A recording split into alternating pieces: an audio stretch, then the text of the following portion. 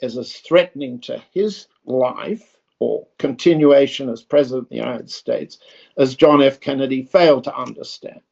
But for the non-Americans who understood, the Greeks who understood the amount of effort the CIA has played to overthrow one government after another in Greece, including the predecessors of the present government in Greece. But let me tell you, this has happened in my family.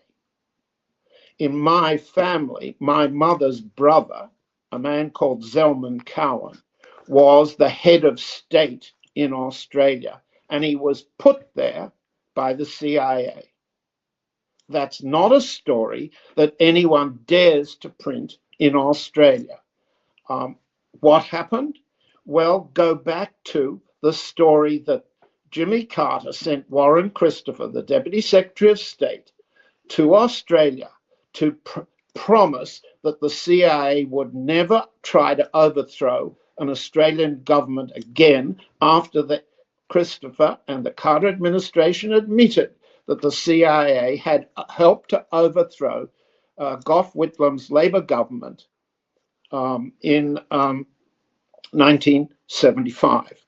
The promise that they wouldn't do that again was broken, and it was broken by a process which put the CIA and State Department selection for the Governor General in power. Why do I know? Because it happened that Zelman Cowen is not only a relative of mine, but I knew and have yet to write the book. Just iconic. Just mwah. Just an ordinary holiday? Nah. Just authentic. Just life-changing. Uluru. Just wow. About it, and have been suing in DC federal court for several years to get the US documents on it, that Zelman Cowen betrayed Australia, betrayed Australian politicians, students, professors, everybody. He was very talkative to the CIA, very talkative to the FBI, and very talkative to the State Department. And those documents have been withheld in federal court for my lawsuit for nearly 10 years.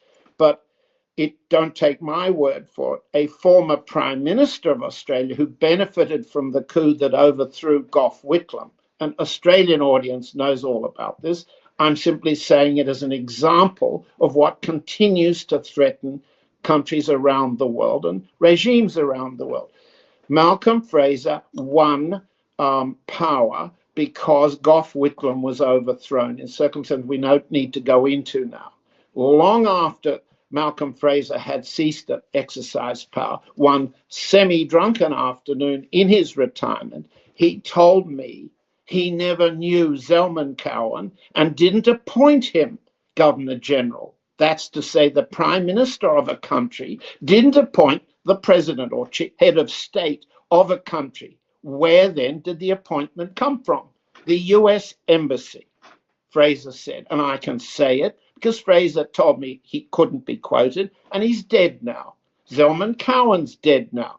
My mother, who told me never to tell this story, is dead now. Everybody's dead now. So I can begin to tell the story, but I didn't want to tell the story until I had the documents, the FOIA litigation that I've run for 10 years, and all that I can get out of the courts of the United States in DC, and all I can get out of state and CIA is a list of the menus that the Governor General turned on when President Bush visited Australia. In other words, the documents are deep-sixed. If President Trump was serious about stopping the CIA threatening him, it would be very valuable that he exposed the extent to which the deep state threatens all of these states, especially US allies like Australia. But in my particular case, I know what happened. I know independently of what happened, independently of my own family.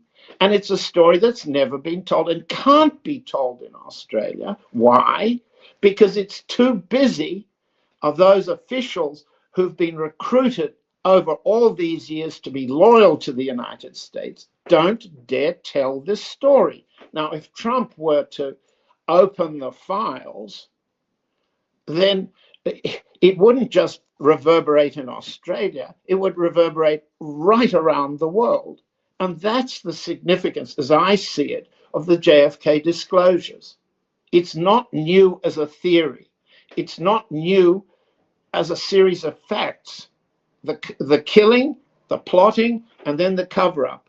But that sequence applies all around the world, especially to those allies of the United States. Wow. Now, John, will the mainstream media explain this as you have so artfully done in No, Australia? No. of course not. So Nima, make sure that that this gets to all your Australian colleagues.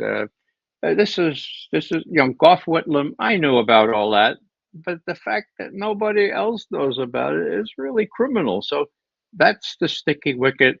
Thanks so much, Nima, for allowing this kind of conversation. Let's hope that some people are listening, and not only that, we'll try to do something about this mess. Yeah. Thank you so much, John and Ray, for being with us today. Great You're most pleasure, welcome. as always. Thank you, Nick. Thank you both. Take care.